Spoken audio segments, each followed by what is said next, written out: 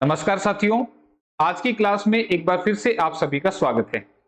तो आज हम एक नया टॉपिक स्टार्ट करेंगे, फिर उसके कुछ एमसीक्यूज प्रैक्टिस करेंगे जिससे वो आपका टॉपिक जो है वो अच्छे से क्लियर हो जाए। लेकिन क्लास को शुरू करने से पहले आपको कुछ इन्फॉर्मेशन देना चाहता हूँ।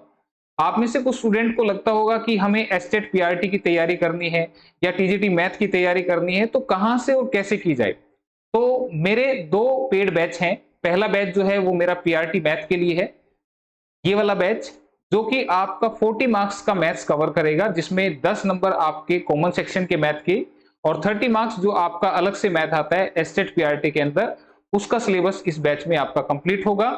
ये जो बैच है आपका, ये आपका मोस्टली जो है लाइव बैच है। इसमें रिकॉर्डेड चैप्टर 2 से 3 ही है, बाकी सारी क्लासेस जो है वो लाइव ली जाती हैं इस बैच के अंदर। ठीक है, तो समय रहते अगर आप तैयारी करना चाहें तो इस बैच को ज्वाइन कर सकते हैं, क्योंकि इस बैच में जितना कंटेंट कराया गया है सिर्फ वही कर लेंगे आप, तो आपके जो है एग्जाम में अच्छे मार्क्स आ जाएंगे। अब ये बैच आपको कैसे मिलेगा, उसके लिए आपको इस वीडियो के डिस्क्रिप्शन में एक लिंक मिलेगा, जहां से आप Rakesh sir maths classes app को डाउनलोड कर सकते हैं प्ले स्टोर से, और वहां से आप इस बैच को ज्वाइन कर सकते हैं। इसके अलावा ये मेरा एस्टेट टीजीटी मैथ का स्पेशल बैच है, जो कि आपका 70 मार्क्स को कवर करता है, जिसमें 10 नंबर आपके कॉमन सेक्शन के और 60 मार्क्स जो आपका मैथ स्पेसिफिक सेक्शन आता है जिसमें सब्जेक्ट पूछा जाता है, उसको कवर करेगा। तो टोटल 70 मार्क्स के लिए बैच है। और ये बैच जो है ये रिकॉर्डेड बैच है, यानी कि इसमें सिलेबस जो है वो ऑलरेडी कंप्लीटेड है। ठीक है, तो इसमें लाइव क्लास नहीं लेता मैं, जो भी कंटेंट में डाल रहा हूं वो रिकॉर्डेड ही डाला जा रहा है। तो आप यहां से इस बैच को भी ज्वाइन कर सकते हैं। इसे ज्वाइन करने के लिए आपको प्ले स्टोर से अचीवर्स एकेडमी ऐप को डाउनलोड करना पड़ेगा, वहां से आपको ये बैच जो है वो अवेलेबल हो जाएगा। ठीक है, तो ये तो कुछ इंफॉर्मेशन होगी बैच के रिगार्डिंग। रही बात चंडीगढ़ जेबीटी वाले स्टूडेंट्स की, क्योंकि देखो काफी सारे स्टूडेंट हैं जो कह रहे हैं कि सर चंडीगढ़ जेबीटी का ही बैच ले आए। तो देखो शेड्यूल थोड़ा सा ज्यादा बिजी है, और ना ही इतनी इंक्वायरीज है मेरे पास कि इंक्वायरीज होती तो मैं कोई ना कोई बैच लेके आता। तो उसके लिए ये जो क्लासेस मैं बना रहा हूं इन्हें आप जरूर देखिएगा। ठीक है, ये एस्टेट के लिए भी इंपॉर्टेंट है और ये आपके चंडीगढ़ जेबीटी के लिए भी इंपॉर्टेंट है।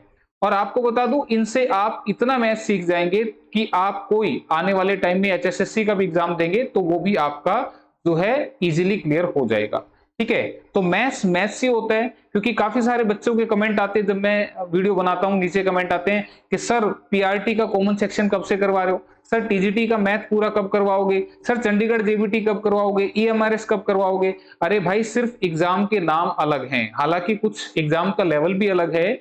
लेकिन आपको बता दूं, एस्टेट पूरा कवर हो जाएगा इन क्लासेस से, चंडीगढ़ जेबीटी भी कवर हो जाएगा। इसके अलावा आपको बता दूं, मैंने लास्ट ईयर पूरा एस्टेट का मैथ ऑलरेडी पढ़ा दिया है।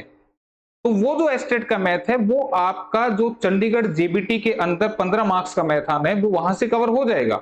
एस्टेट मैथ रामबाण क्लास 2022 करके मैंने प्लेलिस्ट बना रखी है, आप चैनल पे जाएं, उस प्लेलिस्ट को देखें और आपका मोस्टली वहां से कवर हो जाने वाला है।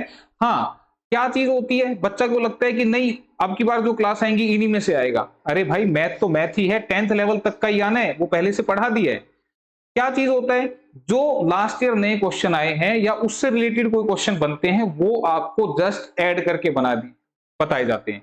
तो इसी के लिए फिर मैंने एक अलग से ये प्रैक्टिस सेट वाली सीरीज निकाल दी मैथ्स की। ठीक है, लेकिन मैथ्स ऑलरेडी करवा चुका हूं मैं, तो अपना टाइम वेस्ट ना करें किसी भी तरह से। आप सीधा जाएं, प्लेलिस्ट को चेक करें और सीधा सीक्वेंस में देखना शुरू कर दें। हर क्लास को चैप्टर वाइज पढ़ाया गया है। ठीक है, तो ये क्लासेस मैं जितना भी मेरा बिजी शेड्यूल होता है उसमें से टाइम निकाल के मैं बनाता हूं आपके लिए। ठीक है, तो इनको भी आप देखिएगा और पिछली क्लासेस जरूर देखिएगा। ठीक है, अगर आपको एग्जाम क्रैक करना है तो इसी के साथ फिर शुरू करते हैं क्लास को। तो भाई, आज की क्लास में हम पढ़ेंगे लीनियर इक्वेशंस इन टू वेरिएबल। ये भी जो चैप्टर है हमारा अलजेब्रा का ही एक पार्ट है, तो इसमें इक्वेशन वाले क्वेश्चन बनेंगे। तो जैसे जैसे मैं बताऊं आपको वैसे वैसे करना है, चीजें बड़ी आसान लगेंगी बशर्ते कि आप मुझे ध्यान से सुने और जो तरीके मैं बताऊं क्वेश्चन को सोल्व करने के लिए उसी को आप अप्लाई करें। ठीक है, इससे आपके क्वेश्चन जो है वो इजीली अटेम्प्ट हो जाएंगे। तो सबसे पहले आप टॉपिक का नाम लिख लो। टॉपिक है हमारा लीनियर इक्वेशंस इन टू वेरिएबल्स, इन टू वेरिएबल्स, ठीक है, जिसको हिंदी में क्या बोलेंगे, हिंदी में इसको बोलते हैं दो चरों वाले रैखिक समीकरण। तो हिंदी में लिख रहे हैं वो लिख लेंगे दो चरों वाले रैखिक समीकरण। अब भाई सबसे पहले ये लीनियर इक्वेशन होती कैसी है, ठीक है, आप देखो, मान लो मैंने यहां पे एक इक्वेशन लिखी 3x + 2y = 10, ठीक है, तो यहां पे ये जो इक्वेशन है, यहां x और y क्या है, वेरिएबल है। लास्ट क्लास में हमने बात की थी इसके बारे में। ये 3 क्या है, एक कांस्टेंट है, ठीक है, तो यहां पे दो वेरिएबल कौन कौन से हैं, x और y, क्लियर है। और इसको लीनियर इक्वेशन क्यों बोल रहे हैं, क्योंकि यहां पे जो डिग्री है x और y की वो कितनी है, 1 है, यानी कि x और y की जो पावर है वो कितनी है, 1 है, इसीलिए इसको हम बोलते हैं लीनियर इक्वेशन। और यहां x और y होने से इसको बोलते हैं टू वेरिएबल्स में, ठीक है। तो दो चरों वाले ये रैखिक समीकरण है। तो अब आपको मैं बताऊं कि इस इक्वेशन को जब हम ग्राफिकली शो करेंगे तो ये एक स्ट्रेट लाइन बनाएगी, ठीक है, जब ग्राफ की मदद से इसको दिखाएंगे तो क्या दिखाएगी कि ये स्ट्रेट लाइन बनाएगी, ठीक है। तो अब इसका एक जर्नल फॉर्मेट जो होता है मैथमेटिकली, उसको हमने लिखा a1x + b1y + c1 = 0, ठीक है। आपको बता दूं ये और ये दोनों सेम है, लेकिन आप कहोगे कि सर जी कैसे सेम है, यहां तो =0 करके लिखा हुआ है, इसमें तो है ही नहीं ऐसा। तो आपको बता दें, अगर इस 10 को मैं इधर ले आऊंगा तो ये माइनस का 10 = 0 बन जाएगा ना, ठीक है ना, बन गया ना। तो यहां जो x के साथ लिखा है इसी का नाम a1 है, ये क्या है आपका b1 और इसी का नाम है c1, ठीक है, क्लियर। तो x के साथ जो लिखा है ये पूरा a1 है, ये आपका b1 है और ये पूरा आपका c1 है। तो ध्यान दीजिएगा, मैंने यहां पे साइन को भी साथ के साथ लिया है, ठीक है। तो ये बात आपको जो क्वेश्चन करेंगे तो वहां पे लेनी है कि ये पूरा ही विद साइन आपने लेना है, ठीक है, क्लियर। तो यहां से ये एक लाइन की इक्वेशन होगी। ऐसी अगर एक लाइन और होती हमारे पास तो उसकी इक्वेशन को हम लिख लेते हैं a2x + b2y + c2 = 0, ठीक है। तो ये दो लाइन की इक्वेशन होगी। अब ये दो लाइन जब हम ग्राफ पे प्लॉट करेंगे तो ये कैसी कैसी सिचुएशंस को शो करेंगी, उसको मैं यहां पे कुछ कंडीशंस के हिसाब से लिखता हूं जिन्हें आपने याद करना है, क्योंकि एज इट इज क्वेश्चन इसके ऊपर आ जाते हैं, ठीक है। First condition, if a1/a2 is not equal to b1/b2, अगर ये सिचुएशन हो जाए, यानी कि ये दो लाइन की जो इक्वेशंस है हमारे पास, इसमें अगर a1/a2 अगर वो b1/b2 के बराबर नहीं आता है तो आपने क्या क्या याद रखना है। पहली बात जो लाइन होंगी वो इंटरसेक्टिंग लाइन होंगी, इंटरसेक्टिंग लाइंस होंगी, यानी कि जिसको आप बोलते हैं प्रतिच्छेदी रेखाएं, प्रतिच्छेदी रेखाएं, ठीक है। प्रतिच्छेदी रेखाएं कैसी होती हैं, इंटरसेक्टिंग लाइन कैसी होती हैं, देखो मैं कोशिश करूंगा हिंदी में बताने की, इंग्लिश से भी समझा दूंगा आपको, ठीक है। तो कई बार मैं अगर हिंदी ना लिखूं तो ये मत सोचना कि सर हिंदी में तो आपने कराया ही नहीं, ठीक है। इंटरसेक्टिंग लाइन, देखो मीनिंग समझना है, कोई आपसे ये लिखवा के नहीं देखा गया कि प्रतिच्छेदी रेखाएं कैसे लिखते हैं या इंग्लिश में कैसे लिखते हैं, कोई नहीं पूछेगा, जस्ट समझो जो मैं समझाने की कोशिश कर रहा हूं कि दो लाइन इंटरसेक्टिंग, ये दो लाइन है, अगर a1/a2 not equal to b1/b2 होगा तो ये दोनों लाइन इंटरसेक्टिंग होगी इस पर एक पॉइंट पे, यानी कि एक दूसरे को ऐसे कट करेंगे, क्लियर है। ग्राफ जब इनका बनाएंगे तो ये ऐसे एक दूसरे को कट करेंगी, और कितने पॉइंट पे कट कर रही है, एक पॉइंट पे। तो आप यहां पे लिखेंगे एक पॉइंट पे कट कर रही है तो क्या लिखेंगे, one unique solution exist, one unique solution exist, जिसको हिंदी में लिखेंगे एक अद्वितीय हल होगा, एक अद्वितीय हल होगा, ठीक है। मतलब क्या भाई, अगर दो लाइन एक दूसरे को कट कर रही है तो जिस पॉइंट पे कट कर रही है उस पॉइंट के कोऑर्डिनेट्स, ठीक है, तो वो इसका एक हल होगा। कोऑर्डिनेट्स मैंने जो बोला निर्देशांक, ये अभी फिलहाल के लिए ज्यादा टेंशन मत लेना कि ये कोऑर्डिनेट्स क्या बीमारी होगी, बस ये ध्यान दो कि अगर दो लाइन ऐसे कट करेंगी तो एक पॉइंट पे टच करेंगे, बस सीधा सा मैंने इसका बोल दिया, ठीक है। और एक तीसरा पॉइंट याद रखना, ये क्या होंगी, कंसिस्टेंट होंगी, कंसिस्टेंट। कंसिस्टेंट का मतलब यहां पर क्या है कि जब हमें दो लाइनों से कोई सॉल्यूशन मिलता है, यानी कि सॉल्यूशन का मतलब क्या, जैसे मैंने अभी इक्वेशन लिखी, ये इक्वेशन x और y में है, तो सॉल्यूशन का मतलब सिंपल सा इतना समझ लो कि x और y की वैल्यू निकालना, इन दो इक्वेशन को सोल्व करके x और y की वैल्यू निकालना, वही सॉल्यूशन होता है। तो जब ये दोनों एक पॉइंट पे काटेंगी तो x और y की एक ऐसी वैल्यू जो दोनों लाइनों से सेटिस्फाई होगी, वही इसका सॉल्यूशन होगा। ठीक है, क्लियर। तो कंसिस्टेंट जब भी होगी, जब भी आपका सॉल्यूशन निकलेगा। ठीक है, अब ये फर्स्ट सिचुएशन थी, इसी तरह से आप सेकंड सिचुएशन लिखेंगे। सेकंड सिचुएशन क्या है, if a1 by a2 is equal to b1 by b2 is equal to c1 by c2। ठीक है, ये एस्टेट में एज इट इज क्वेश्चन पूछा हुआ था लास्ट ईयर इसके ऊपर। तो जिसको ये तीन कंडीशन भी याद है ना, तीन कंडीशन बताऊंगा, उसका क्वेश्चन भी इजीली हो जाएगा। ठीक है, तो ये दूसरी कंडीशन क्या है, अगर ये सारे रेशियो बराबर आ जाएं तो इस सिचुएशन में जो दोनों लाइंस होंगी, जो दोनों लाइंस होंगी वो कैसी होंगी, वो कोइंसिडेंट होंगी,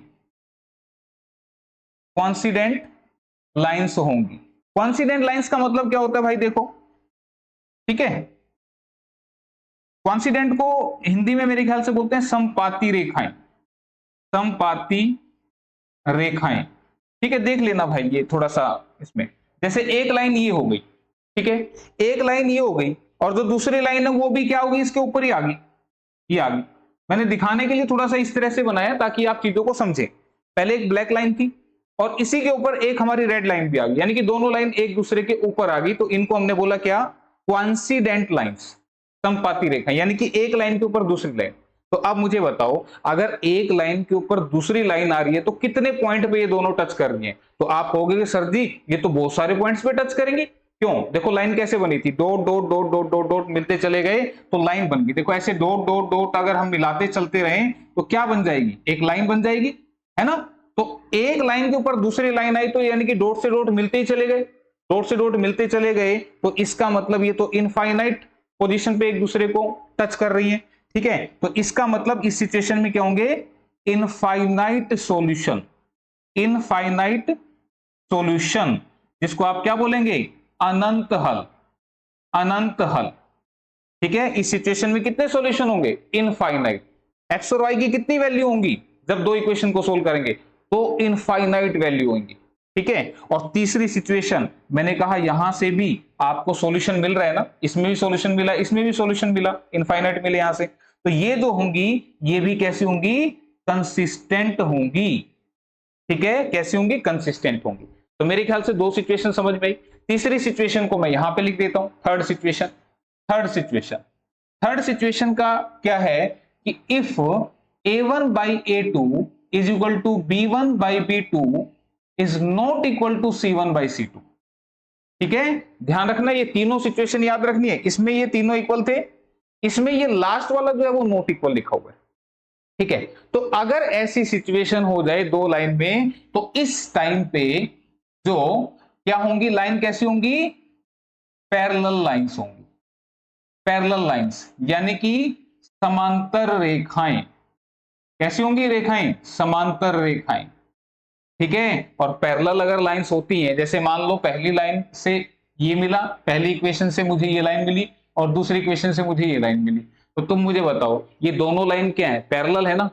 तुम मुझे बता दो क्या ये एक दूसरे को कट करेंगी? जब पैरेलल ही होगी तो इसका मतलब कितना मर्जी बढ़ा लो ये कहीं मिलेंगी ही नहीं, और जब एक दूसरे से मिली ही नहीं तो एक्स और वाई की वैल्यू आई ही नहीं।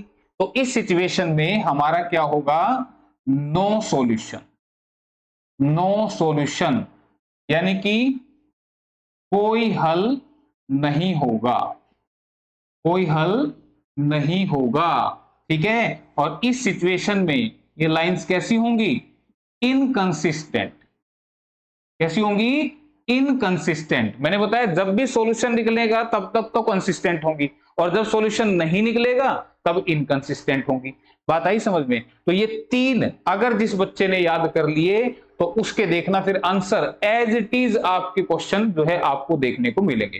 ठीक है, तो फिलहाल अब मैं क्वेश्चन लेके चलता हूं, कैसे कैसे क्वेश्चन यहां से आपको देखने को मिलेंगे। ठीक है, तो ये नोट कर लेना आप सभी। ये बेसिक हो गया इसका जो बताने वाला था। अब क्वेश्चंस में कैसे डील करना है ये याद रखना भाई, लेकिन सारी सिचुएशन जो मैंने तीन बातें बताई इनको याद रखना है आपने।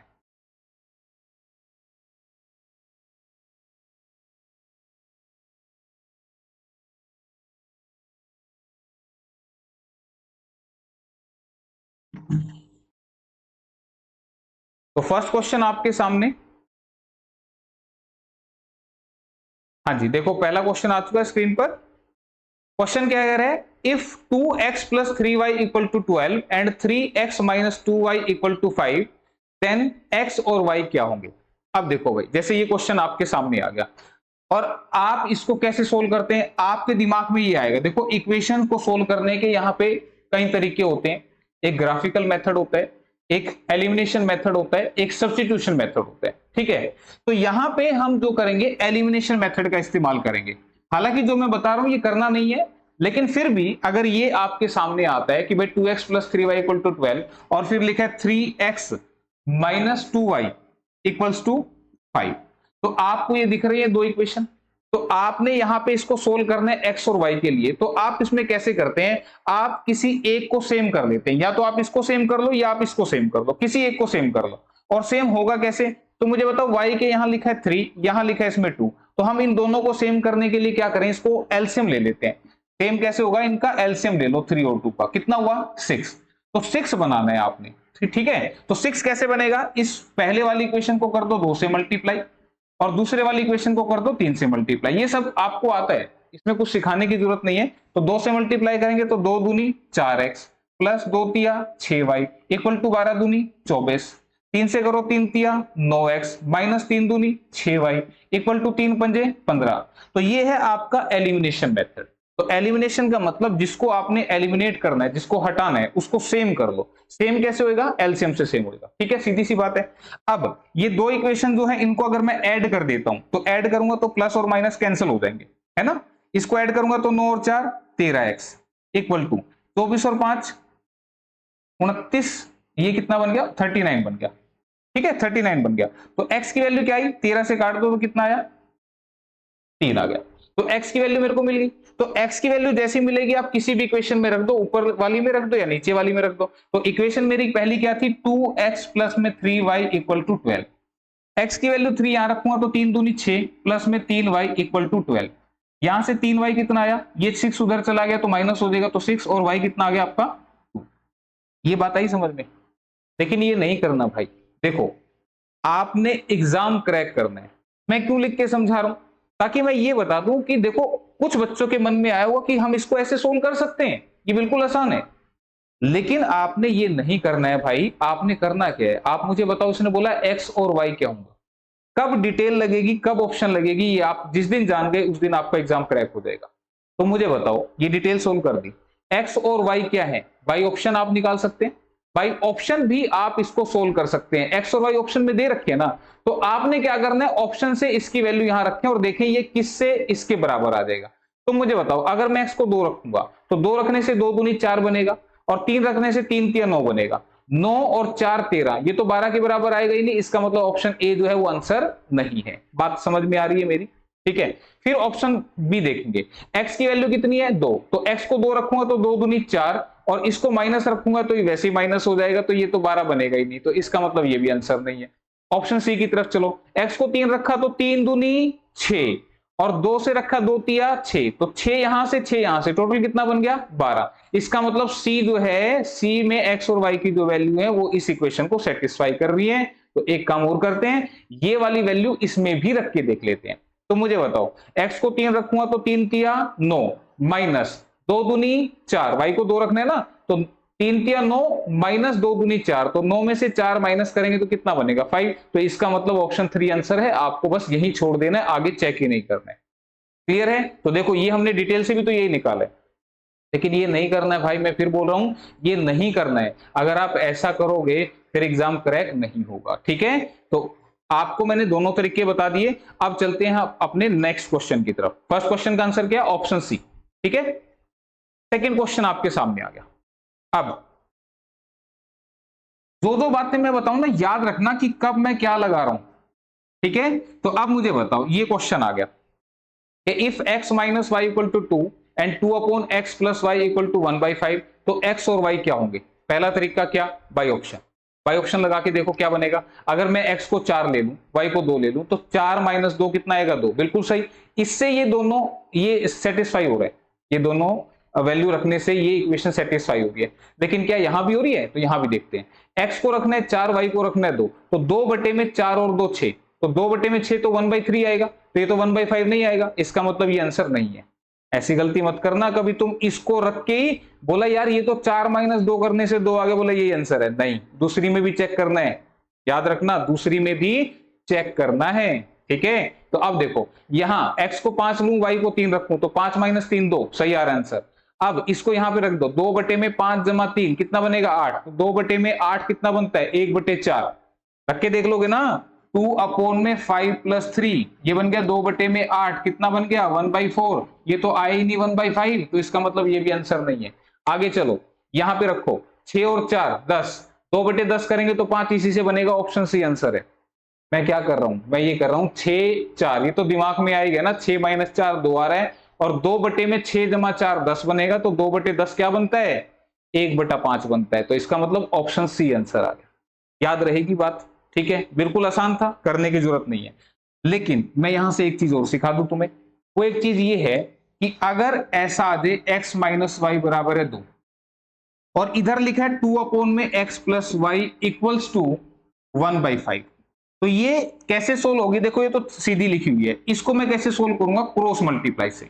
x + y की 1 से मल्टीप्लाई बनेगी तो x + y, 5 की 2 से मल्टीप्लाई कितनी बनेगी 10 बनेगी। ठीक है, तो याद रखना अगर मैथ में कहीं ऐसी दो इक्वेशन दिखे, एक तो ये और एक ये, जिसमें एक प्लस की है एक माइनस की है, ध्यान रखना इसका कोई कोफिशिएंट नहीं है, ये बात मेरी याद रखना। कोफिशिएंट का मतलब इसके आगे ऐसे 2 3 5 ऐसा कुछ नहीं लिखा हुआ।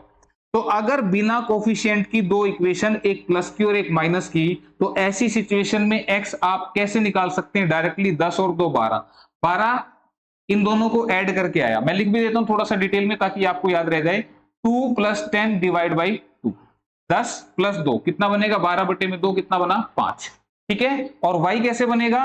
ध्यान रखना बड़े को पहले लिखना, इसमें से ये छोटे वाला, ये प्लस वाली पहले नंबर पे लेनी है, ये बात याद रखना। कभी आप सोचो कि सर जी 2 माइनस करूंगा तो फिर ये माइनस में आएगा। ठीक है, मैं अभी थोड़ा सा और बता दूंगा, ये आपके आंसर आ चुके हैं।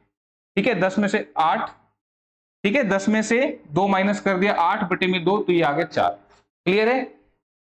ये कितना 6 लिखना था ना, यहां 6 आएगा ना, 12 और 2 6। ठीक है, तो यहां से मैं आपको ये बताना चाह रहा था कि अगर मैथ में ऐसी दो इक्वेशन आ जाए ना, ऐसी एक प्लस की और एक माइनस की, तो उस सिचुएशन में x की वैल्यू हमेशा कैसे मिलती है? इन दोनों को प्लस करना है और 2 से डिवाइड करना है। क्यों करना है प्लस? इनको सोल्व करेंगे, ऐड किया तो कट हो गया, यहाँ पे 2x कितना बन गया 12, और x की वैल्यू कितनी आ गई 6। तो x की वैल्यू कैसे निकली? इन दोनों को प्लस किया तभी तो 2 से डिवाइड किया, ऐसे आई ना। सिमिलरली y की वैल्यू कैसे आएगी? हमने लिखा x + y = 10 और x - y = 2।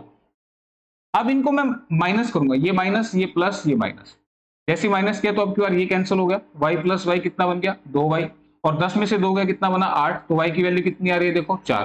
तो y कैसे निकला? इन दोनों को माइनस करके divide by 2।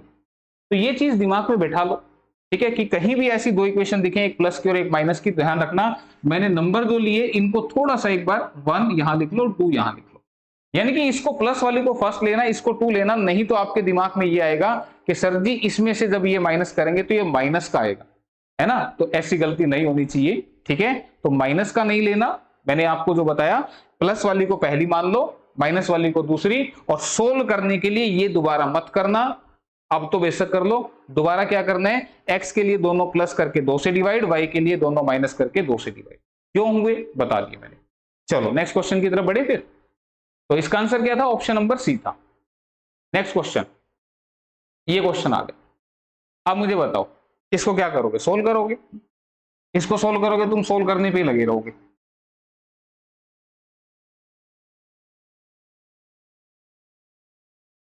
If 2x/3 - y/2 + 1/6 = 0 and x/2 + 2y/3 = 3, तो x और y क्या होंगे? यानी कि इन दोनों को सोल्व करना है। अब सोल्व करोगे तुम एलसीएम उलसीएम लोगे तब जाके इक्वेशन बनेगी और तब जाके सोल्व होगा। ठीक है, मैं बता भी देता हूं, यहां पे लिखा है 2x/3 - y/2, और इसको मैं इधर ले जाता हूं। ध्यान दो मैंने क्या किया, 2x/3 यही है, y/2 यही है, ये प्लस का 1/6 था, इसको मैं उधर ले गया तो ये माइनस का 1/6 बना। दूसरी इक्वेशन क्या है, x/2 plus 2y/3 equal to 3। तो इक्वेशन दिख रही है। पहले एलसीएम लेके इनको सीधा कर दो, एलसीएम लेके सीधी सीधी बन जाएंगी x और y में। फिर वही सेम जो पहले क्वेश्चन ने बताया था, एलिमिनेट करके आप आंसर निकाल सकते हो। लेकिन क्या जरूरत है, तुम मुझे बताओ, यहाँ पे x की वैल्यू अगर मैं 2 ले लूंगा तो x की वैल्यू 2 और y की वैल्यू 3, तो मुझे बताओ ये 2 लूंगा तो 4/3 माइनस 3/2। तो पहली बात तो फ्रैक्शन में आ रहा है, आंसर आपका जो आएगा कैसे आएगा करके दिखाता हूं। ऑप्शन ए का इस्तेमाल करता हूं, x 2 y 3, x को 2 रखा तो ये 4/3 और y को 3 रखा तो ये 3/2। ठीक है, क्लियर। मैंने बोला x को 2 रख दो तो 2 दूनी 4 मैंने सीधा सोल्व करके लिख दिया, और y को कितना रखना है 3। ठीक है, तो इसको जब सोल्व करूंगा तो आप एलसीएम लेंगे 6 आएगा, 3 दूनी 6, 2 चौके 8, माइनस 2 तिया 6, 3 तिया 9, यह है -1/6। भाई आगे इसके बराबर आ गया ना, तो इसके बराबर आ गया तो इसका मतलब ये तो ठीक है। इसमें भी रख के देख लेते हैं, x को कितना रखो 2, तो ये बन गया 2/2 यानी कि 1 प्लस में, y को रखा 3 तो 2 तिया 6, 6/3 ये कितना है 2, और 1 + 2 कितना होता है 3 होता है। तो ये 3 होता है तो फिर आंसर आगे बढ़ने की जरूरत ही नहीं। और जैसे आंसर मिले फिर इनको मत चेक करना, कहीं बोलो कि नहीं हम तो चेक करके दिखाएंगे, यूं ही थोड़ी हल्के में लगा रहे क्या, ऐसा मत करना। ठीक है, जैसे आंसर मिला आप वहीं छोड़ देना, आपका आंसर आ जाएगा। क्लियर है, तो आंसर ऑप्शन नंबर ए बनेगा। चलो आगे बढ़ो, फिर अगला क्वेश्चन। अब मेरे ख्याल से आपको तरीके पता लग चुके हैं कि क्या करना होता है, तो करो फिर सीधा ही। 1/x + 2/y = 4, 3/y - 1/x = 11। तो x और y बताने। जो बच्चा डिटेल करने की इच्छा रखता है वो आप मान लेना late 1/x = a and 1/y = b। मैं वो भी बता रहा हूं, किसी को ये नहीं रहना चाहिए डिटेल से कैसे होगा, क्योंकि काफी बच्चों के मन में ये रहता है, बोला ट्रिक एग्जाम में याद ही नहीं रहेगी। अरे मैं कौन सी ट्रिक सिखा रहा हूं, मुझे ये तो बताओ। मैं तो जस्ट वैल्यू उठा के रख रहा हूं, जिससे आंसर आ गया वही आंसर कर रहा हूं, बस ट्रिक तो मैंने लगाई ही नहीं, है ना। तो 1/x को a मानेंगे, 1/y को b मानेंगे, तो जो पहली इक्वेशन है वो आपकी क्या बनेगी, a प्लस में 2b इक्वल्स टू कितना बनेगा 4। ठीक है, तो ऐसे एक इक्वेशन बन जाएगी। ऐसी फिर दूसरी इक्वेशन भी आप बना लेना इससे, फिर दोनों इक्वेशन आएंगी, एलिमिनेशन मेथड से आप उसको सोल्व कर लेना, a और b की वैल्यू आ जाएंगी। जो भी a और b की वैल्यू आएगी यहां रख देना, x भी मिल जाएगा y भी मिल जाएगा। ये है इसका पूरा डिटेल तरीका। लेकिन हम क्यों करें भाई, देखो जो करना चाहे वो करके देख लेना, लेकिन हम तो क्या करेंगे ऑप्शन। मुझे बताओ अगर x 2 हो y 3 हो तो ये क्या बनेगा 1/2 + 2/3।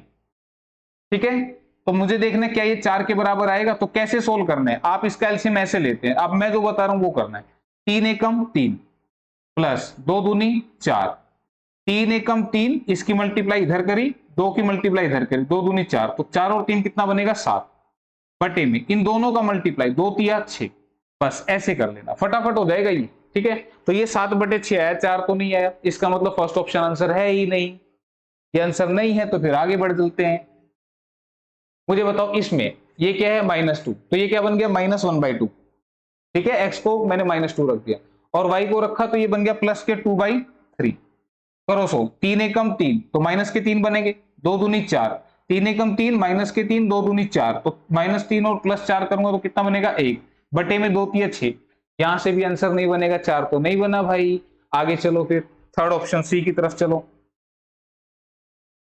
सी ऑप्शन देखो क्या कह रहे हैं, -1/2।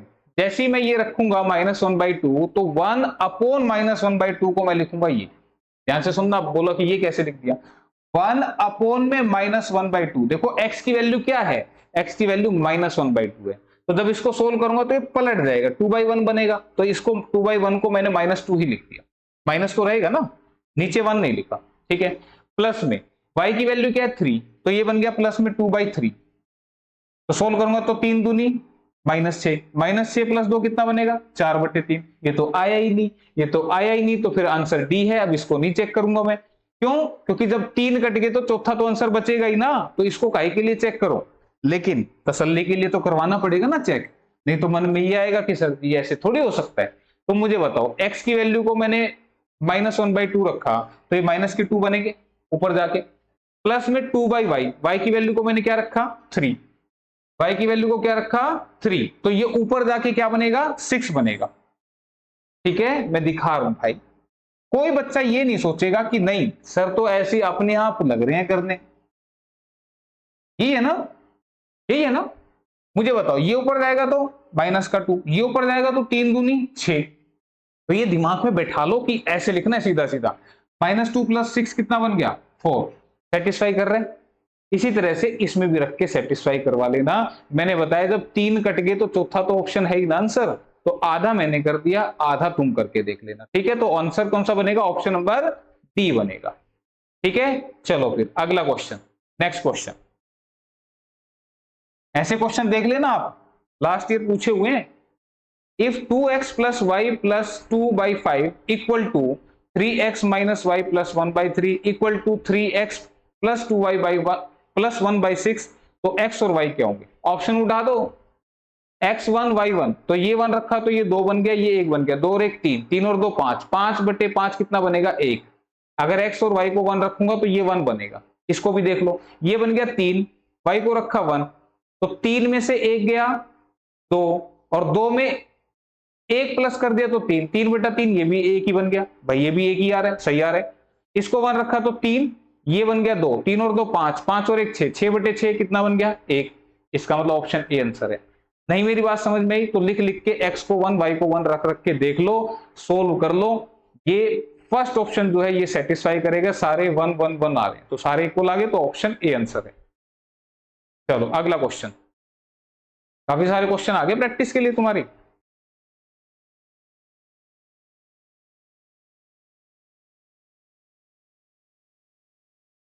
ये लो, अब ठीक दिख रहे हैं ना ऑप्शन सारे। ये लो, if 3/x + y + 2/x - y equal to 2 and 9/x + y - 4/x - y equal to 1, तो x और y क्या होंगे? अब जो बच्चा डिटेल की इच्छा रख रहा है वो क्या करेगा? Let 1/x + y equal to a, 1/x - y equal to b। ठीक है, तो यहां से करेंगे तो 3/3 a बन गया भाई। 1/में x + y को क्या लिखना है? a, तो 3a बन गया।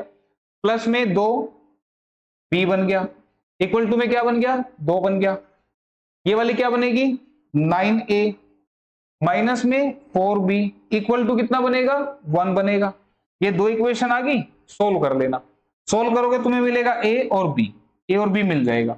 a और b को यहां रख देना, a और b को यहां रखोगे तो उसके बाद फिर x और y में इक्वेशन बनेगी, फिर उनको सोल्व कर लेना। कितना लंबा काम हो गया ना।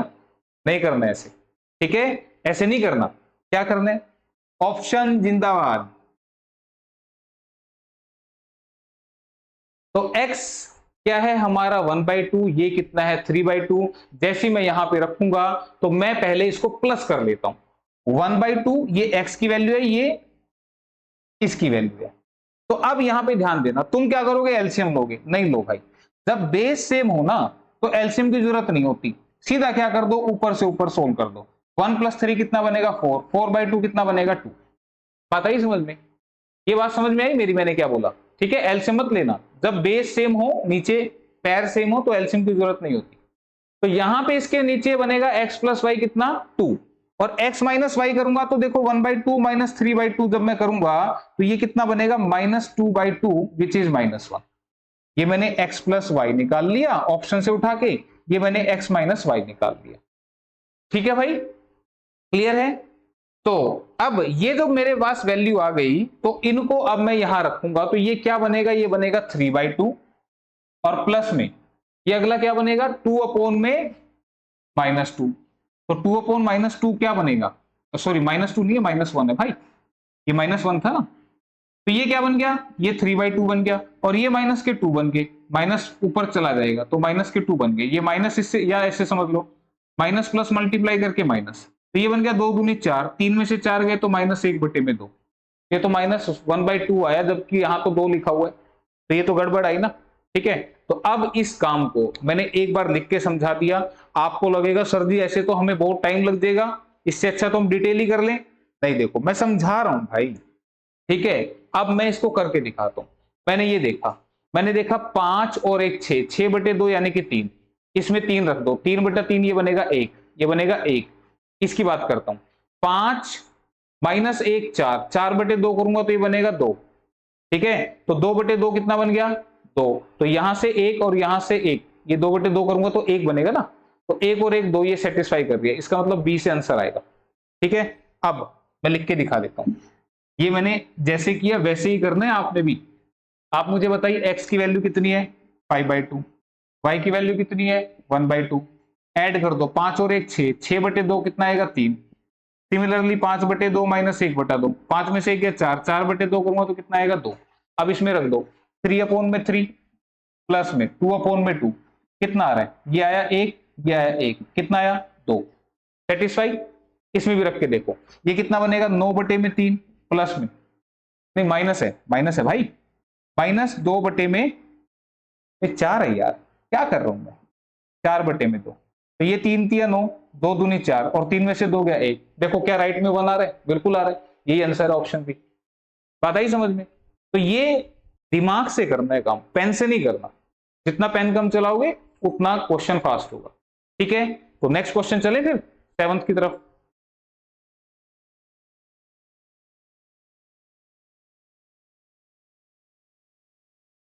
ये लो,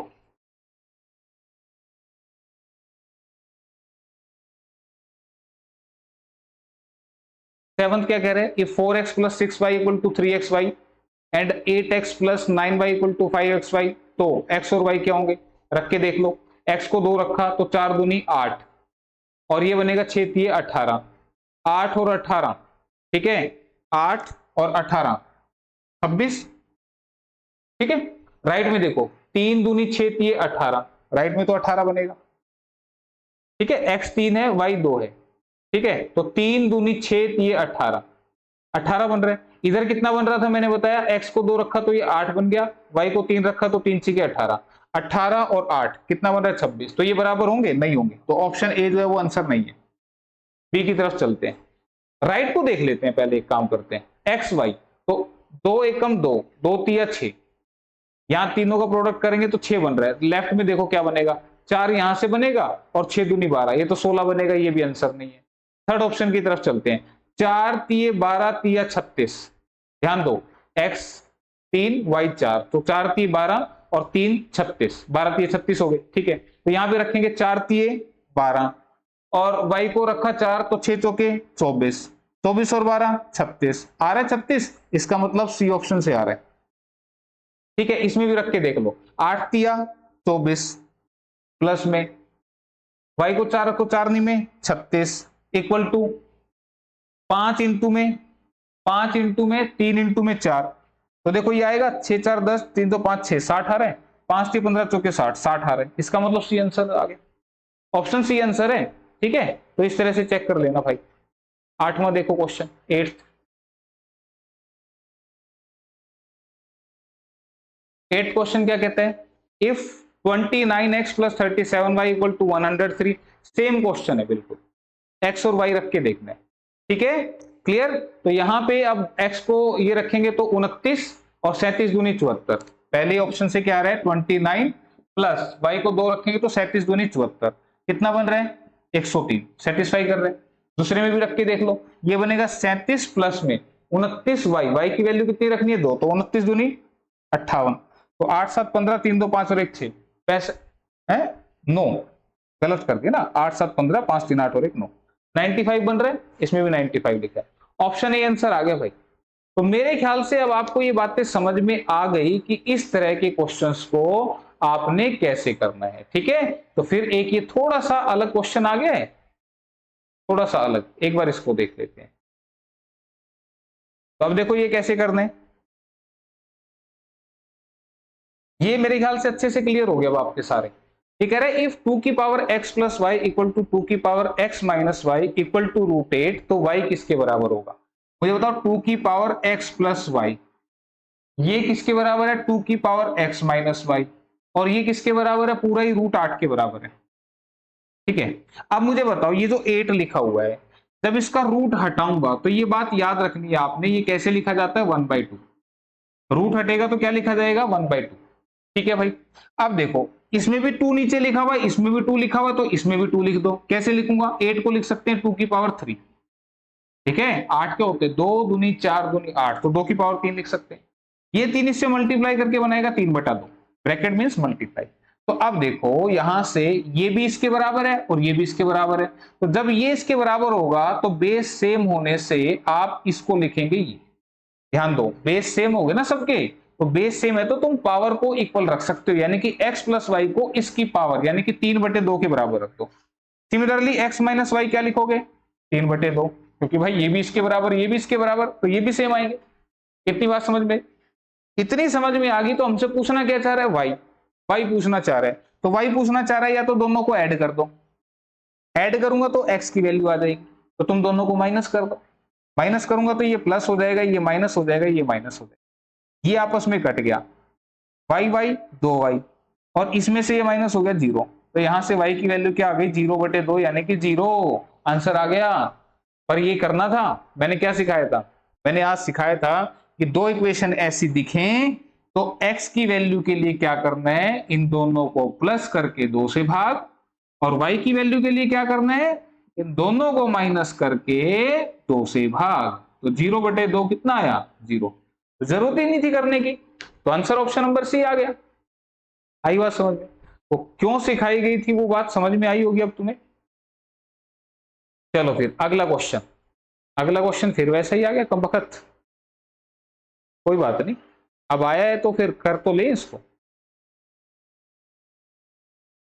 चलो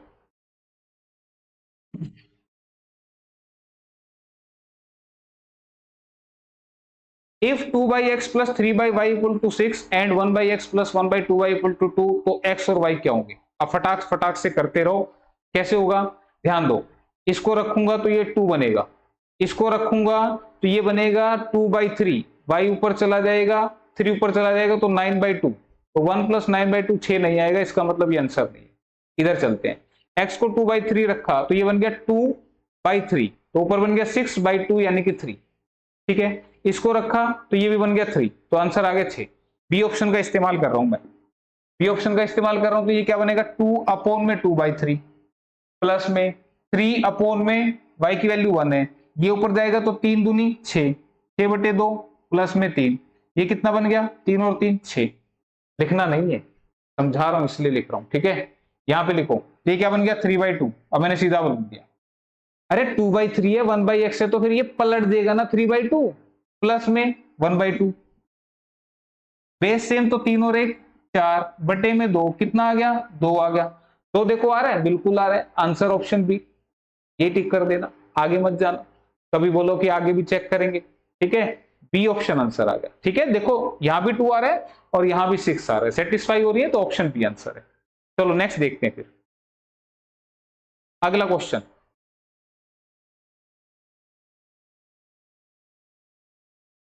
अब देखता हूं किस किस को याद है बातें जो मैंने शुरुआत में बताई थी।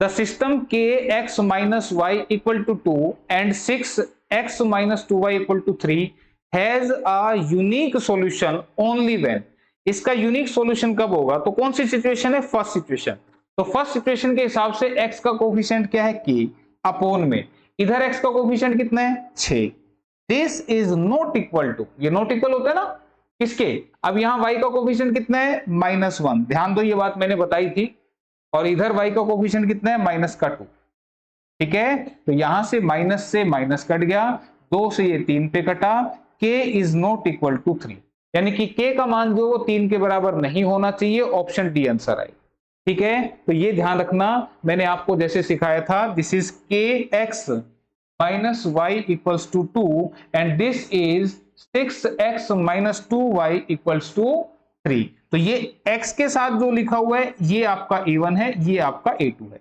और y के साथ जो लिखा है ये वाला है ना, विद साइन मैंने बोला था, तो इसलिए यहाँ पे -1 लिखा गया, कुछ नहीं है ना y के साथ, साइन साइन है, तो साइन के साथ फिर माइनस का 1 लिखना है, और यहाँ y के साथ -2 है, तो माइनस से माइनस कैंसिल, और जब इक्वल बीच में आ रहा है तो 2 से इधर भी काट सकते हैं, ठीक है, क्लियर है, तो 2 से 3 पे कटा, फिर क्रॉस मल्टीप्लाई करके सोल्व करना है, तो ये 3 इधर चला जाएगा, तो k की वैल्यू नॉट इक्वल टू 3 आएगी, ठीक है, तो आंसर डी ऑप्शन बनेगा। चलो ऐसे ही अगला क्वेश्चन, अब फटाफट चलेंगे क्वेश्चन देखो, the system x minus 2y equal to 3 3x plus ky equal to 1 has a unique solution only when, same question आया तो x का कोफिशिएंट कितना है 1 अपॉन में, इधर कितना है x का कोफिशिएंट 3, कोफिशिएंट बताया था लास्ट क्लास में, कहीं बोलो ये क्या है, this is not equal to, यहां से y के साथ लिखा है -2 और इधर से y के साथ कितना लिखा हुआ है k लिखा हुआ है, तो सोल्व कैसे होगा क्रॉस मल्टीप्लाई से, तो यहां से k into 1 k not equal to 3 into -2 -6, यानी कि k की वैल्यू -6 नहीं होनी चाहिए, बाकी कुछ भी हो सकती है, तो आंसर ऑप्शन नंबर बी में लिखा हुआ है, ठीक है। चलो next question,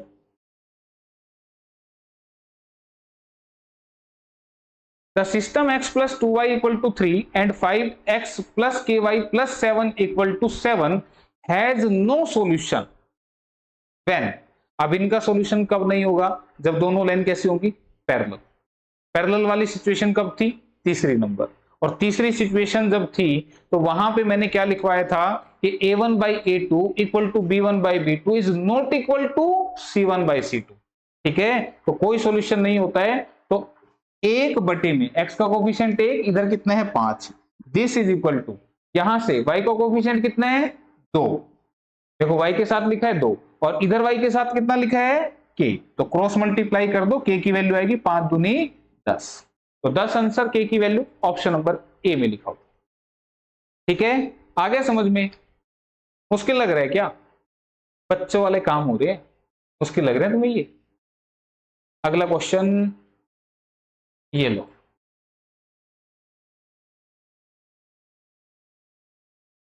if the lines given by 3x plus 2ky equal to 2 and 2x plus 5y plus 1 equal to 0 are parallel, then the value of k का मान पूछ रहे हैं, तो पैरेलल है, तो सेम क्वेश्चन अभी मैंने बताया कि इधर से लिखो 3 बटे में, इधर से क्या लिखोगे 2 इज इक्वल टू, इधर से y के साथ कितना लिखा है 2k और अगले में y के साथ कितना लिखा हुआ है 5, तो सोल्व कर दो क्रॉस मल्टीप्लाई से, 5 3 15 2 दूनी 4, k की वैल्यू क्या आ गई 15/4 15/4, तो k कहां आ रहा है 15/4, ऑप्शन डी में आ रहा है, बस यही आंसर, ठीक है, तो आसान था। नेक्स्ट क्वेश्चन देखते हैं,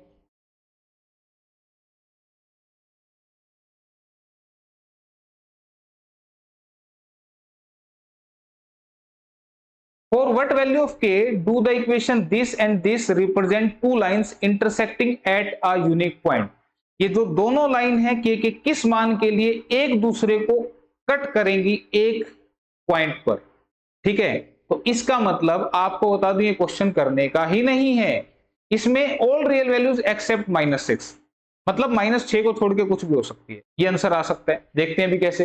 देखो फर्स्ट सिचुएशन याद करो दिमाग में, x के साथ लिखा है k, दूसरी क्वेश्चन में x के साथ लिखा है 3, this is not equal to, इधर y के साथ लिखा -2 और इधर से y के साथ लिखा 1, क्रॉस मल्टीप्लाई करेंगे तो k नॉट इक्वल टू 3 गुना 2 -6, यानी कि k की वैल्यू -6 छोड़ के कुछ मर्जी ले लो, -6 नहीं लेनी बस, ठीक है, तो ये लिखा है ऑल रियल वैल्यूज एक्सेप्ट -6, पता लगा कैसे, तो 3 कंडीशन जिस बच्चे को याद है वो बच्चा तो कर लेगा भाई, बाकी तो फिर क्या बताऊं मैं, ठीक है, और कंडीशन पूछी थी एज इट इज, मत करो याद, मुझे क्या है। The pair of equations x plus 2y plus 5 equal to 0 and -3x minus 6y plus y equal to 0 has, अब यहां पे बोल रहा है कि ये दो इक्वेशन है, इनका क्या आंसर आएगा, क्या एक यूनिक सॉल्यूशन होगा पहली सिचुएशन होगी, या एग्जैक्टली दो सॉल्यूशन होंगे, या इनफाइनाइट सॉल्यूशन होंगे, या कोई भी सॉल्यूशन नहीं होगा, तो मुझे अब कैसे पता लगेगा, मैं यहां से ऐसे ही चेक भी कर सकता हूं, देखो x के साथ लिखा है 1 अपॉन में, इधर x के साथ कितना लिखा है -3, ठीक है, तो ये हो गया हमारा a1/a2, y के साथ कितना लिखा है 2, इधर y के साथ कितना लिखा है -6, तो ये भी कितना बन गया 1/-3, अच्छा तीसरे वाला भी देखो, यहां लिखा है 5, उधर लिखा है 1, तो ये हो गया 5/1, तो ये दोनों तो बराबर है, ये इक्वल नहीं है, तो ये इक्वल नहीं है, तो कौन सी सिचुएशन बनी तीसरी, और तीसरी सिचुएशन है तो कोई सॉल्यूशन नहीं होगा, यानी कि लाइन पैरेलल है, यानी कि no solution, option number D, कोई हल नहीं होगा, ये सिचुएशन पहचाननी आज की क्लास में, बस जिसने पहचान ली उसका बेड़ा पार। चलो अगला क्वेश्चन, ज्यादा फास्ट तो नहीं हो गया, समझाई थी यार, इसलिए मैं सोच रहा था कि आ ही गया होगा आपको समझ में। The pair of equations 2x plus 3y equal to 5 and 4x plus 6y equal to 15 has, इसका क्या होगा? एक सॉल्यूशन, दो सॉल्यूशन, इनफाइनाइट या कोई सॉल्यूशन नहीं। फिर से देखो, ऐसी डायरेक्टली भी देखा जाएगा। देखो, दो का डबल है, तीन का भी डबल है और पांच का ट्रिपल है, नो सॉल्यूशन आंसर। फिर से नहीं समझ में आया तो देखो, 2/4, 3/6, लास्ट में कितना है? 5/15। और एक बात और ध्यान रखना, ये इक्वल के इस साइड लिखा है तो इसमें भी इक्वल के इस साइड ही होना चाहिए, ठीक है, दोनों सेम होने चाहिए। या फिर अगर ये इक्वल के लेफ्ट साइड में तो इसको भी लेफ्ट साइड में ले आना, नहीं तो साइन का गड़बड़ हो जाएगा तुम्हारा। तो मुझे बताओ, ये 1/2 है, ये भी 1/2 है, ये 1/3 है, तो ये इक्वल हुआ और ये नॉट इक्वल हुआ, तो कौन सा बनेगा? थर्ड सिचुएशन, नो सॉल्यूशन, कोई हल नहीं होगा। नेक्स्ट क्वेश्चन ऐसा ही है, ये भी, ये पक्के हो गए, अब दोबारा पढ़ने की जरूरत नहीं अब तुम्हें। If a pair of linear equations is consistent, देखो ये आ गया ना वर्ड, अब मैं ये नहीं बताता तो तुम्हें कैसे पता लगता?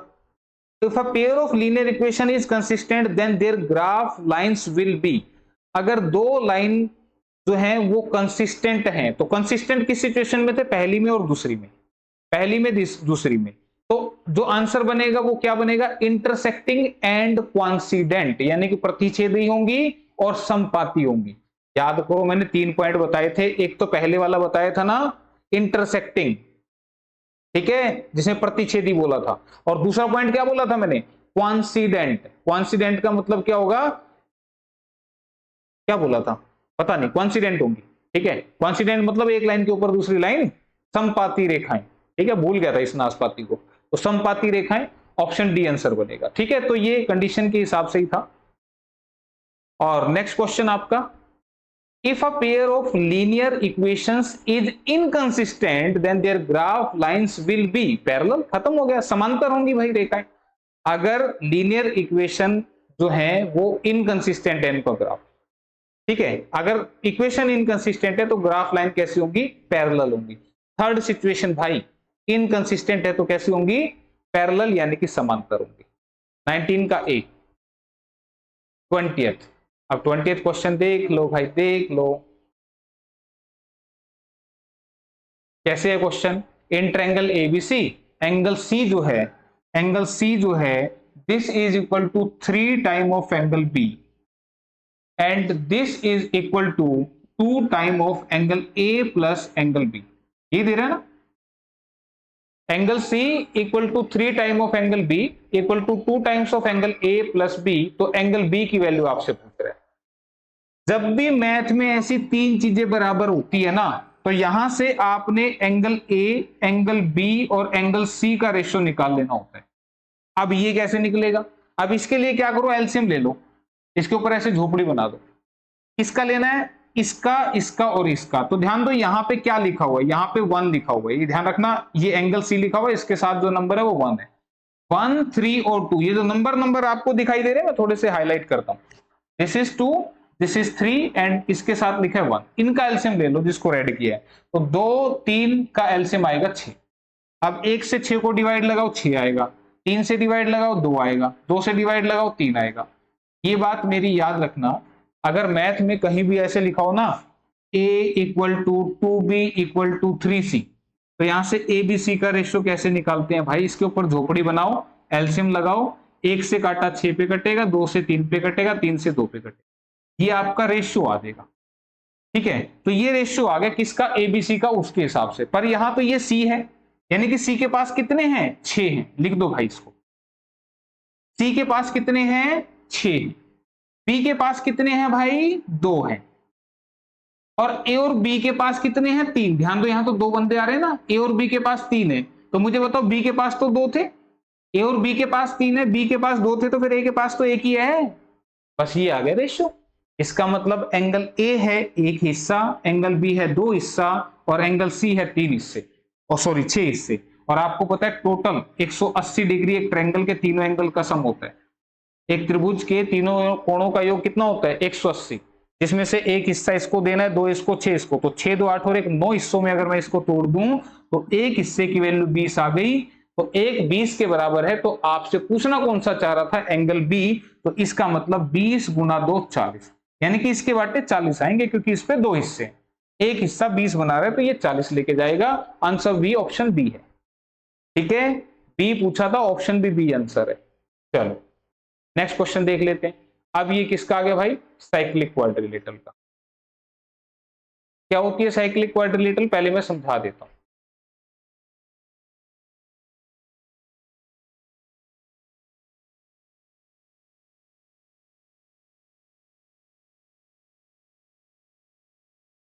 In a cyclic quadrilateral ABCD, it is being given that angle A equal to x plus y plus 10, angle B equal to y plus 20, angle C equal to x plus y minus 30 and angle D equal to x plus y। तो angle B क्या होगा?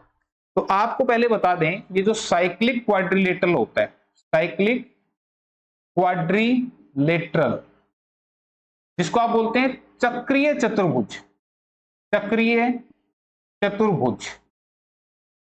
तो ये क्या होता है कि अगर एक सर्कल की बाउंड्री पे किसी क्वाड्रिलेटरल के चारों पॉइंट है,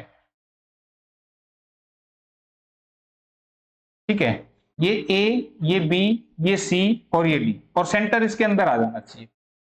मैंने क्या बोला, एक सर्कल की बाउंड्री पे किसी क्वाड्रिलेटरल, किसी चतुर्भुज के अगर चारों पॉइंट हैं तो ये होता हमारा साइक्लिक क्वाड्रिलेटरल, लेकिन सेंटर इसके अंदर आ जाना चाहिए। ठीक है, कोई बच्चा कहे कि बोला जी ये भी साइक्लिक होगा क्या, सेंटर यहां रहेगा तो ये साइक्लिक नहीं होगा। ठीक है, ये साइक्लिक है। तो इसमें आपने याद रखना है कि ये जो अपोजिट एंगल होते हैं, ये जो अपोजिट एंगल होते हैं, यानी कि एंगल ए प्लस सी, ये 180 टोटल बनाते हैं, यानी कि सप्लीमेंट्री होते हैं, याद रखना।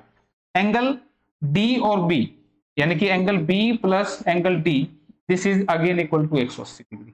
तो क्या याद रखना आपने कि साइक्लिक क्वाड्रिलेटरल, चक्रीय चतुर्भुज के अपोजिट एंगल्स का टोटल क्या होता है, सप्लीमेंट्री, यानी कि संपूरक, यानी कि 180, यानी कि ए प्लस सी 180, बी प्लस डी 180। बस जिस बच्चे को ये आता है वो इसी चीज को ऊपर लगा दे और आंसर बता दे।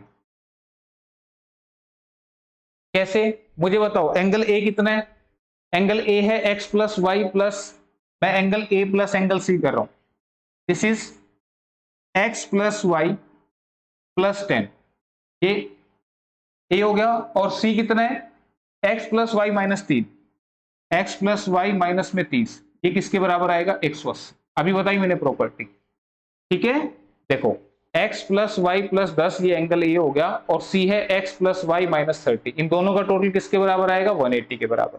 तो यहां से देखो x और x 2x, y और y 2y, तो 2x जमा 2y, 10 और माइनस 30 माइनस के 20, माइनस 20 जब उधर जाएंगे तो प्लस के बन जाएंगे, तो 200 बनेंगे। बात आई समझ में, ये माइनस के 20 हो गए ना, और माइनस 20 उधर जाके 200 बन जाएगा। ठीक है, तो यहां से 2 सभी के पास कॉमन है, तो x plus y equal to 100 आ गया। ठीक है भाई, इसको मिटा देते हैं, इसका काम खत्म हो गया। ये बात मैंने लिख दी। सिमिलरली मैं अगर angle B plus angle D करता हूं, तो B प्लस D, अब मैं डायरेक्ट लिखूंगा, ध्यान दो, B कितना है y प्लस 20 और D कितना है x प्लस वाई। तो इन दोनों को जब प्लस करूंगा तो x प्लस 2y प्लस 20 कितना आया, 180, ये 20 उधर चला गया तो x प्लस 2y कितना आया, 160। ये है फर्स्ट इक्वेशन, ये है सेकंड इक्वेशन। बात आई समझ में, क्लियर है, यहां तक बात समझ में आ गई। तो यहां से x प्लस 2y कितना आ रहा है, 160। बस इन दोनों को ऐड कर दिया, b वाले को और मैंने d वाले को।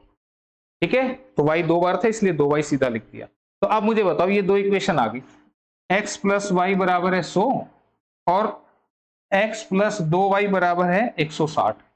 क्या पूछ रहा है आपसे, आपसे वो पूछना चाह रहा है इस क्वेश्चन के अंदर कि b की वैल्यू बता दो, एंगल B की। तो अब मैं इसको सोल्व कर रहा हूं, इनको माइनस कर देते हैं। जैसे मैं माइनस करूंगा तो आप मुझे बताओ, x से x कैंसिल हो गया, y में से 2y गए तो माइनस के y बचे, 100 में से 60, 160 माइनस हुए तो माइनस के 60 बचे, और y की वैल्यू कितनी आ गई, 60।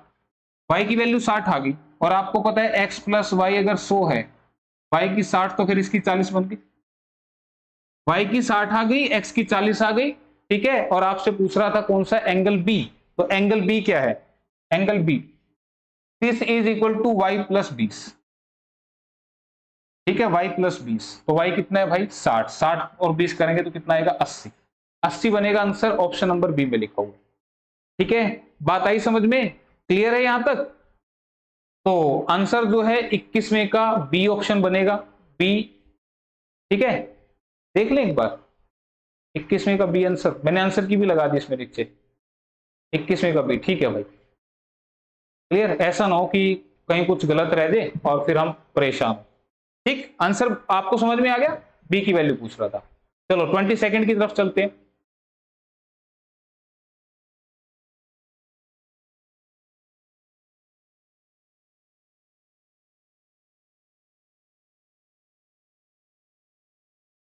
The sum of a two-digit number, the sum of digits of a two-digit number is 15. The number obtained by interchanging the digits exceeds the given number by 9. The number is, ये हिंदी में बता रहा हूं क्या कह रहे हैं। कह रहे हैं कि दो अंकों की संख्या के अंकों का योग 15 है। यदि इसके अंकों को पलट दिया जाए तो नई संख्या पुरानी संख्या से 9 ज्यादा होगी। तो संख्या क्या है? ठीक है, मैंने एक्सप्लेन किया। ठीक है, तो अब मुझे बताओ, यहां पे दो अंकों की संख्या के अंकों का योग 15 है, तो आप ऑप्शन से देखो, इसका टोटल भी 15 है, इसका भी 15 है, इसका ही 15, इसका ही 15। इसका मतलब चारों में से कोई भी आंसर हो सकता है। लेकिन अब जो अगली बात कह रहे हैं कि ये हमारा अगर आंसर है तो इसके डिजिट्स को अगर पलट दूं तो ये 96 से 69 बनेगा। तो बोला जो ये नंबर बना ना, द नंबर ऑब्टेन्ड, यानी कि जो नया नंबर बनेगा by interchanging the digits exceed the given number by 9, यानी कि ये इससे 9 ज्यादा होना चाहिए। तो ये तो इससे वैसे ही कम दिख रहा है, तो ये आंसर है ही नहीं। अगला ऑप्शन कितना था? 69, तो इसको लिखूंगा 96। तो ये इससे 9 कहां है? तो बहुत ही ज्यादा हो गया, तो ये आंसर नहीं है। सी ऑप्शन लिखूंगा, दिस इज 87। ये कितना बन गया? 78, ये तो इससे पहले ही कम है। और डी, अब इसको सोल्व ही नहीं करना, ये आंसर है। कैसे? ये 78, तो इसको पलटा तो बना 87। तो ये नंबर इससे, तो मुझे बताओ 87 78 से क्या 9 ज्यादा नहीं है? आप करके देख लो, 9 ज्यादा है, तो यही आंसर है ऑप्शन नंबर डी में। आ गया? आ गया ना? कुछ भी नहीं करना था, इजी है। ठीक है, बिना पढ़े जाओगे तो एक आध क्वेश्चन ऐसे ही लग जाएंगे। तो अगला क्वेश्चन जो है इसको देखो पढ़ के। हाँ जी, in a given fraction, if 1 is subtracted from the numerator and 2 is added to the denominator, it becomes 1 by 2. If 7 is subtracted from the numerator and 2 is subtracted from the denominator, it becomes 1 by 3. The fraction is, ये कह रहा है कि एक भिन्न में यदि अंश में से एक घटा लिया जाए तथा हर में एक दो जोड़ दिया जाए, दो पर लिखा है एंड 2 इज एडिड, तथा हर में दो जोड़ दिया जाए तो भिन्न 1/2 हो जाता है। यदि अंश में से 7 घटा लिया जाए तथा हर में से 2 घटा लिया जाए तो भिन्न 1/3 हो जाता है। तो भिन्न कौन सा होगा? तो जब भी आपसे फ्रैक्शन पूछ ले तो भाई इसके लिए कुछ नहीं सिखाना, इसके लिए ऑप्शन लगाना। क्या इसने कहा कि देखो पहली सिचुएशन में क्या कर रहा है? 1 इज सब्ट्रैक्टेड। फर्स्ट सिचुएशन में 1 सब्ट्रैक्ट करना ऊपर से और 2 को ऐड करना है नीचे, 2 को ऐड करना है नीचे। तो अब इस ऑप्शन में देखो 13 में से 1 माइनस कर दो और नीचे कितना है? 24। 24 में 2 ऐड कर दो तो ये कितना बनेगा? 12। और ये कितना बनेगा? 26। तो ये बन गया 2 6 12 2 13। ये तो 6/13 बना, लेकिन वो तो कह रहा था 1/2 बन जाएगा। 1/2 कहां बना? ये तो बना ही नहीं। फर्स्ट ऑप्शन आंसर है ही नहीं। सेकंड ऑप्शन करते हैं, 15 में से 1 माइनस कर दो और नीचे वाले 26 में 2 प्लस कर दो। तो ये बन गया 14 और ये बन गया 28 और ये बन गया 1/2। भाई आधा क्वेश्चन सेटिस्फाई कर रहे हैं। अगले वाले में क्या कह रहा है? ऊपर से 7 घटा दो, नीचे से 2 घटा दो। ऊपर से 7 नीचे से 2, तो घटा के देखते हैं इसमें से। 15 में से 7 घटा दो और नीचे से 2 माइनस कर दो। तो ये कितना बन गया? 8। ये बन गया 24। ये कितना बन गया कट के? 1/3। वो कह रहा है कि ये 1/3 बन जाएगा। बिल्कुल बन रहा है भाई। आंसर ऑप्शन नंबर बी आ गया, खत्म हो गया। बात आई समझ में? आंसर कौन सा है? Option number B. तो इस तरीके से करने, ना कि कहीं डिटेल के पीछे लग जाओ, डिटेल नहीं करनी। ठीक है, चलो नेक्स्ट क्वेश्चन देख लेते हैं। एज का क्वेश्चन है, आयु का, आयु का क्वेश्चन है।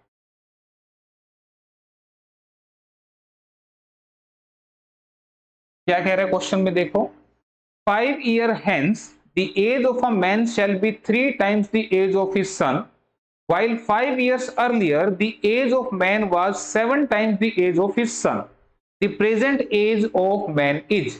ये कह रहा है कि 5 साल बाद, हेंस का मतलब होता है बाद, 5 साल बाद जो एक पिता की उम्र है वो अपने पुत्र की उम्र की 3 गुनी होगी, जबकि 5 साल पहले, अर्लियर का मतलब पहले, पिता की उम्र पुत्र की उम्र की 7 गुना थी। तो प्रेजेंट में, वर्तमान में पिता की उम्र कितनी है ये आपसे पूछ रहे हैं। तो मैं इस क्वेश्चन को यहां पे लिख रहा हूं 5 साल बाद, 5 ईयर हेंस, और एक है 5 साल पहले। इधर लिखेंगे फादर, इधर लिखेंगे सन। तो जो पिता की उम्र थी वो 5 साल बाद क्या हो जाएगी, 3 गुनी हो जाएगी पुत्र की उम्र की। पुत्र 1 साल का होगा तो पिता 3 साल का होगा, ठीक है।